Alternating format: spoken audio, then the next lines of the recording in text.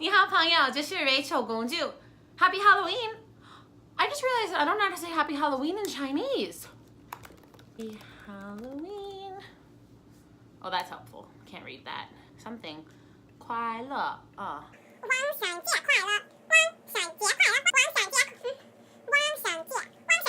万圣节快乐 Happy Halloween, everybody.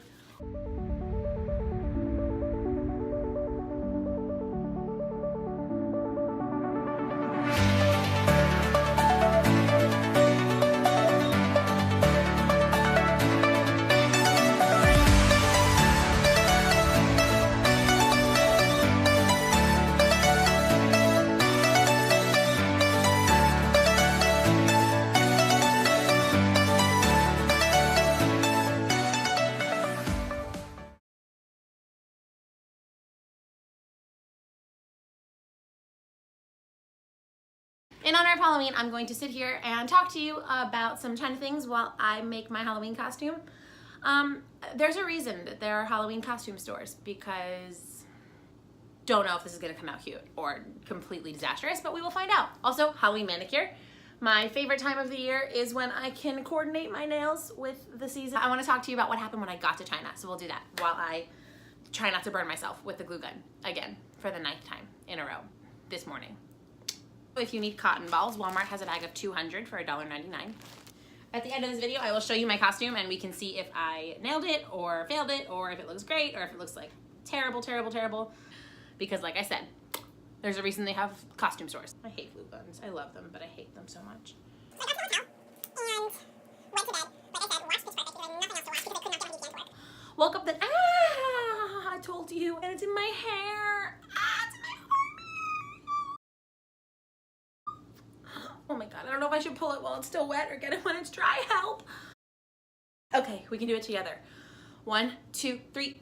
Oh my God, there's hair in it. Oh, glue. I hate glue. And I love crafting. I did it again.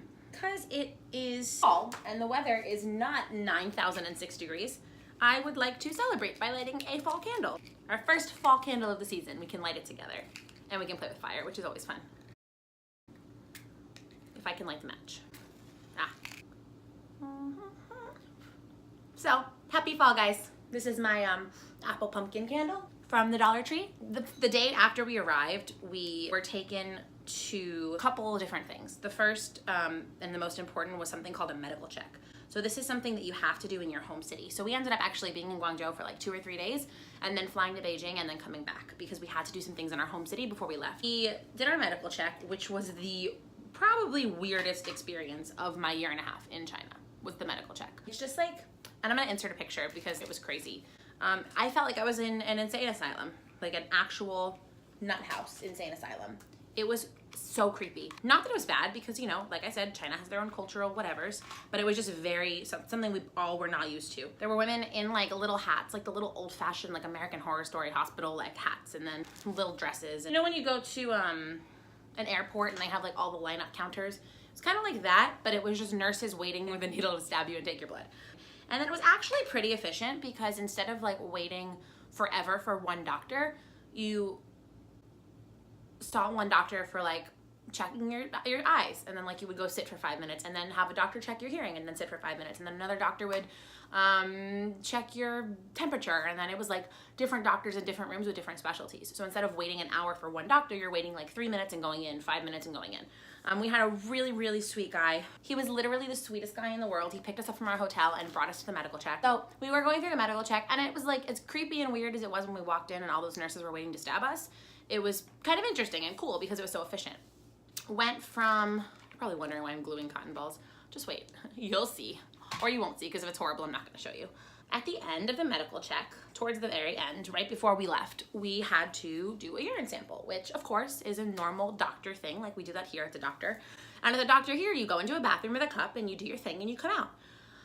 This situation was all kinds of different because, insert picture, these are the toilets in China. They are called squatty potties or squat toilets. So we'll talk about this another time, but long story short, Chinese people feel that it's dirty to sit on an actual toilet, which I understand, like, because we probably think that this is dirty. So we all have our cultural ideals and standards.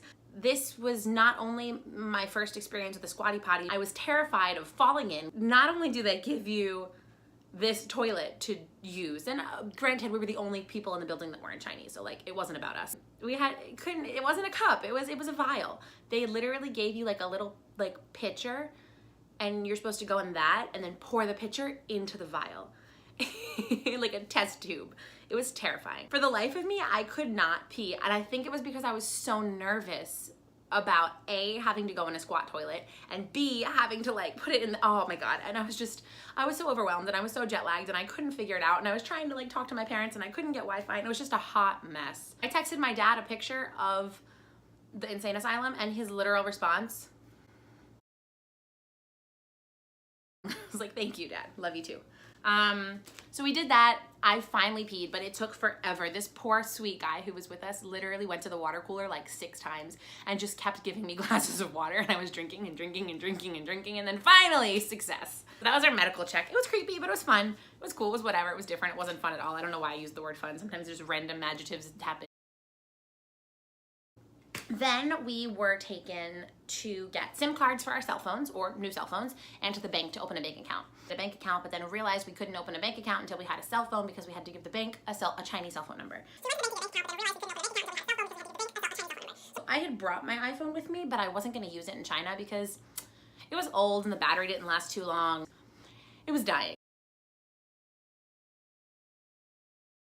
I actually ended up getting a Chinese phone. Don't judge. Your phone's probably cracked too. This is my Huawei cell phone. Got this cute little case on the back. This is called the Huawei Honor. Huawei is like, it's an Android operating system.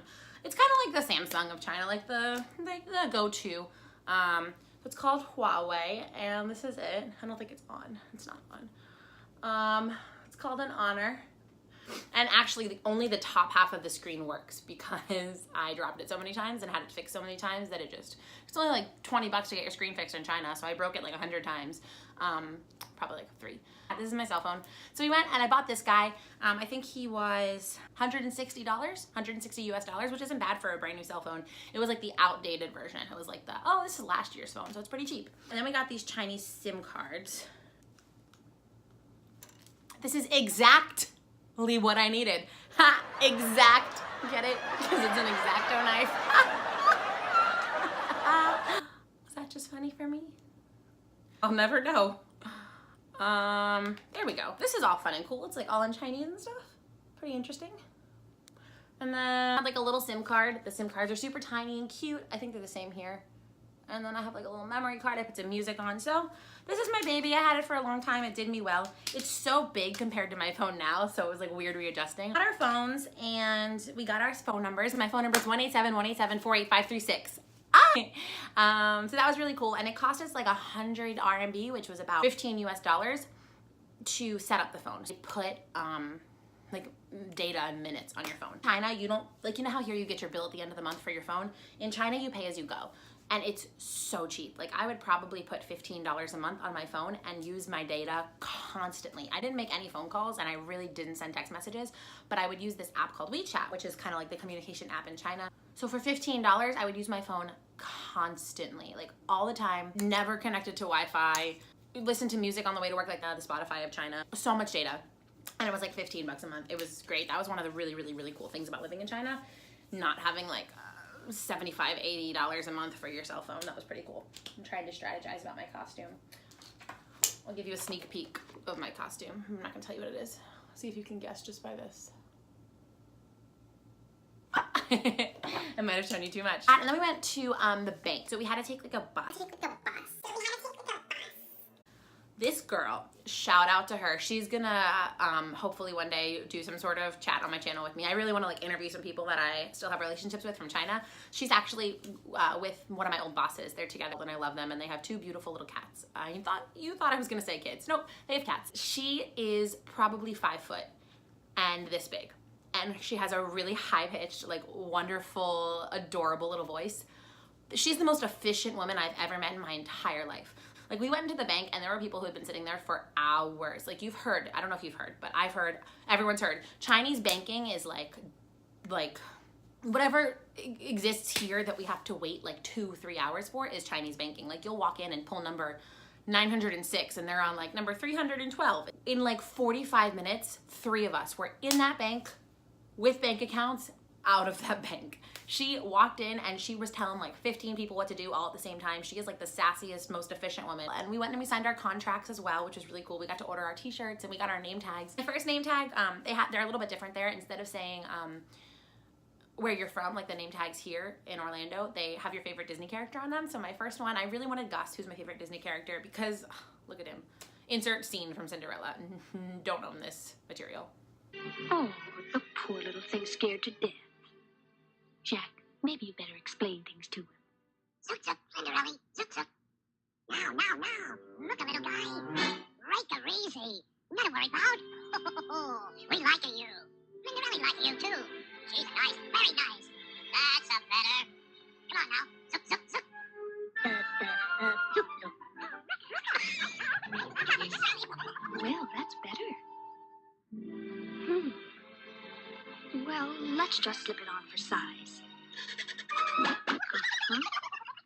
It is a little snug, but it'll have to do. Now for a name. I've got one. Octavius. But for short, we'll call you Gus. Racket, Gus, Gus. Racket, racket. Gus, Gus. And that's why Gus is my favorite Disney character. Like, how could you not love that thing? Oh, I love him so much. So Gus wasn't an option when I was picking it out. So I ended up choosing Dory because, well. So I chose Dory, but then eventually I got a Gus name tag, which was great. Yeah, so that's pretty much our first day in China. It was crazy, it was fun, it was exciting. The first night we were there, I went on a little trip around the city, and we went on a nice little walk, and we saw the downtown area, which has the infamous Canton Tower, which is really beautiful. Here's a picture. I can't even tell you how incredible it was to just like go for a walk around my neighborhood and have this be parallel to me as I was walking. It was just breathtaking. So we went to this really cool downtown area. We saw Canton Tower. We saw the big like financial building. I'm gonna put some pictures here so you can see. This was the neighborhood that I ended up living in. So I lived about a 10-12 minute walk from this area, maybe 15 tops, and it was just a beautiful, like quieter New York City. It was just amazing, and I loved my town so much. I'm not even working on my costume. If you ever go to China, I know like the typical, go to Beijing, go to Shanghai, go to Hong Kong, like it's over, even though Hong Kong's not China. But Guangzhou is a beautiful city that so many North Americans don't know about, because you really just hear Beijing and Shanghai and that's all you hear. But Guangzhou is so diverse and unique, and it's a beautiful city, and I'm so glad that that's the city that I chose. So if you ever go to China, Guangzhou is a must. So yeah, we walked around, and then the next day we all got on a plane and we flew to Beijing, and that's where we had our training. We were there for 10 days. We were there for 10 days. And I'm gonna stop it there. So next time I talk to you, I'll talk to you about our training in Beijing, and keep your eyes open for a video coming soon, a really fun video that I'm very excited about, where we may or may not be speaking some Mandarin together. Thank you guys so much for coming back and watching, and happy Halloween. Be safe. Don't eat your candy unless your parents check it for holes first. Have a good Halloween, have a great week, and I will see you guys soon. 你们是我的开心果，再见。